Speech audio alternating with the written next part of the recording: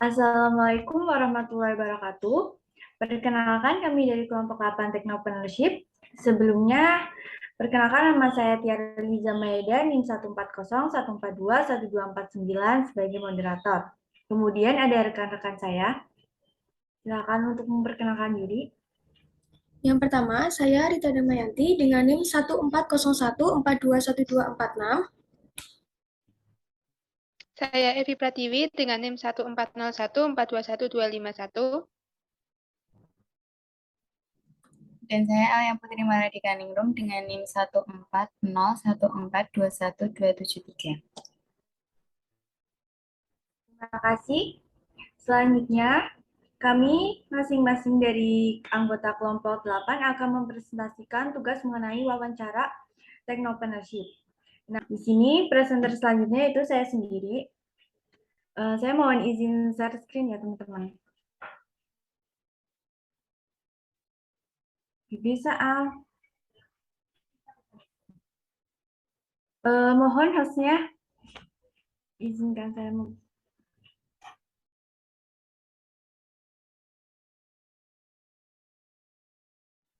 Mohon maaf, host. Izin untuk itu ya, share screen.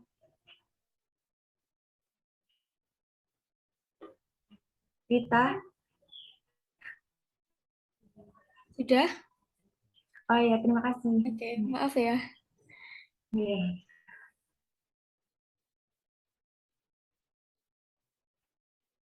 Udah kelihatan belum?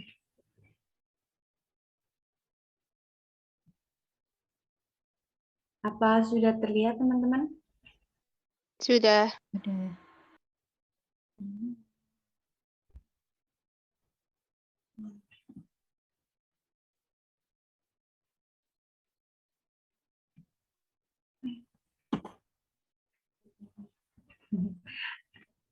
Sebelumnya, terima kasih kesempatannya teman-teman. Saya di sini Tiara Zamaeda akan mempresentasikan tugas wawancara Technopreneurship.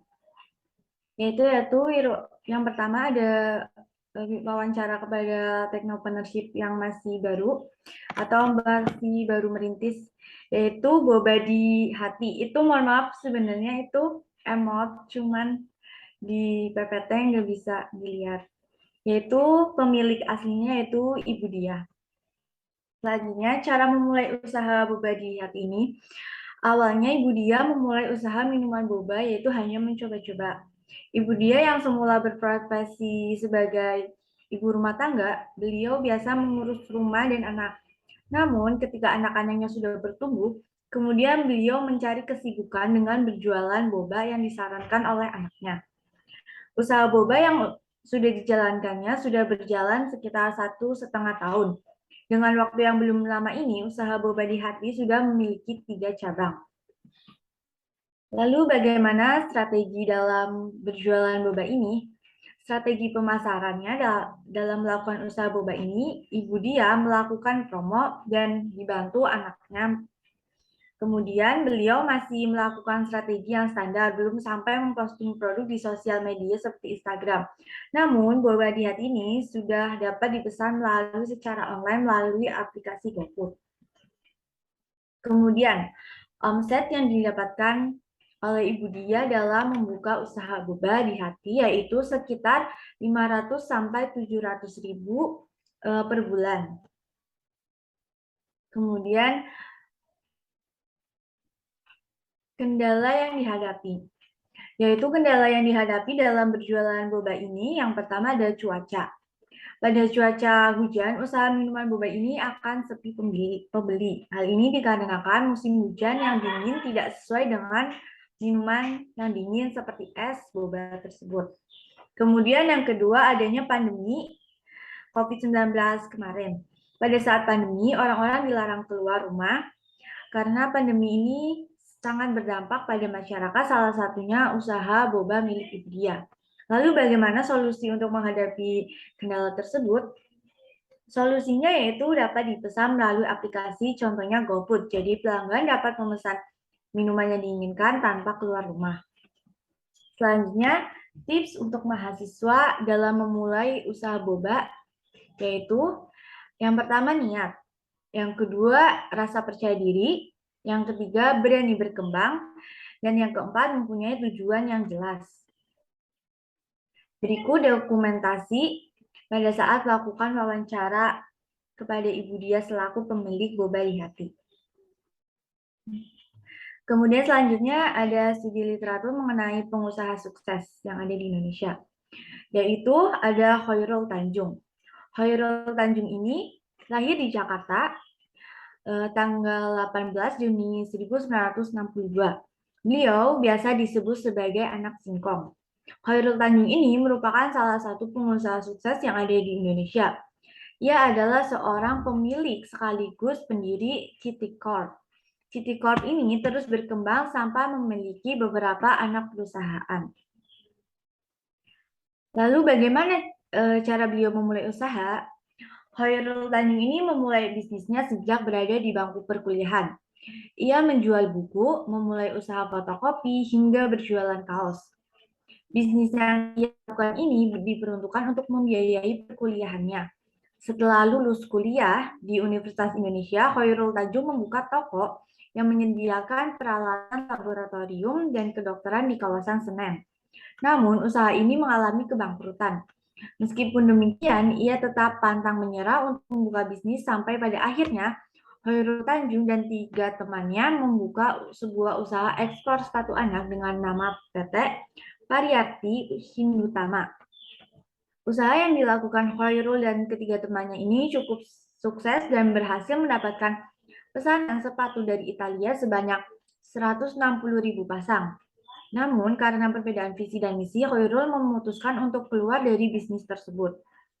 Dengan bekal pengalaman dan modal jaringan yang cukup luas, Khairul memulai bisnis Paragroup yang berkembang pesat hingga pada tahun 1997 berhasil mendirikan Bank Mega yang pada mulanya adalah bank teman yang dibeli seluruh kepemilikannya oleh Khairul. Kemudian Paragroup ini menjadi cikal bakal dari City Corp yang menjadikannya sebagai salah satu orang sukses di Indonesia. Paragroup ini didirikan tahun 1987, kemudian berganti nama menjadi City Corp di tahun 2011. Khairul Tanjung melebarkan sayap di dunia bisnis dan mengembangkan bisnis pertokoan melalui Bandung Supermall. Nah, sampai di situ Khairul juga memfokuskan bisnis di bidang multimedia dengan mendirikan Trans TV, saat ini menjadi salah satu TV swasta unggulan di Indonesia. Sampai saat ini, City Corp sudah memiliki beberapa anak perusahaan, di antaranya Mega Corp, Trans Corp, City Global Resorts, Trans Airways, City Corp Infrastruktur Indonesia. Strategi pemasaran yang dilakukan oleh beliau yaitu yang pertama ada digital marketing, contohnya melakukan iklan, postingan sosial media, dan lain-lain. Yang kedua melakukan promo-promo seperti buy two get one. Yang ketiga ada mengadakan konser musik untuk menarik konsumen. Yang keempat membagikan brosur. Yang kelima memperluas kerjasama antar pihak-pihak yang saling menguntungkan. Kemudian ada omset. City Corp memiliki aktivitas bisnis terkait konsumen termasuk layanan keuangan, retail, media, properti, perhotelan, hiburan, dan gaya hidup. Penjualannya mencapai 46,4 miliar. Penjualan mencapai 46,4 triliun berdasarkan tahun fiskal per Desember 2019 dengan total aset 181,4 triliun. Jumlah karyawan kurang lebih 100.000 orang. Kemudian ada kendala yang dihadapi dalam berwirausaha.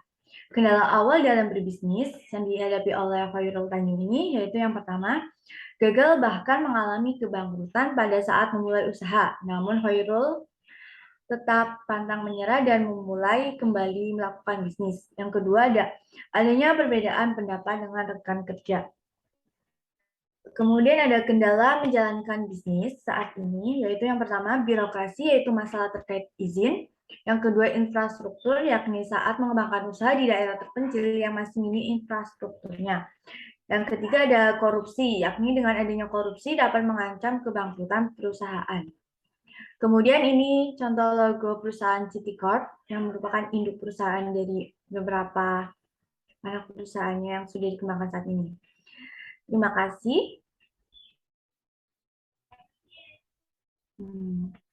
Terima kasih mengenai presentasi saya pada teman-teman yang mau menanggapi.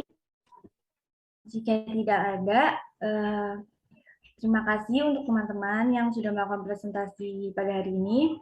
Di sini saya akan menyimpulkan apa yang kita dapat dari presentasi kali ini. Yaitu dengan adanya presentasi kali ini, kita mendapatkan wawasan baru mengenai berbisnis, baik itu cara awal memulai bisnis, strategi, omset, serta kendala, dan juga tips. Selain itu, kita juga mendapatkan motivasi berbisnis setelah mengenal beberapa pengusaha sukses di Indonesia. Sekian mengenai kesimpulan. Terima kasih untuk teman-teman. Mohon maaf apabila kesalahan dari kata, saya ucapkan mohon maaf. Saya tutup presentasi kali ini. Assalamualaikum warahmatullahi wabarakatuh. Waalaikumsalam warahmatullahi wabarakatuh.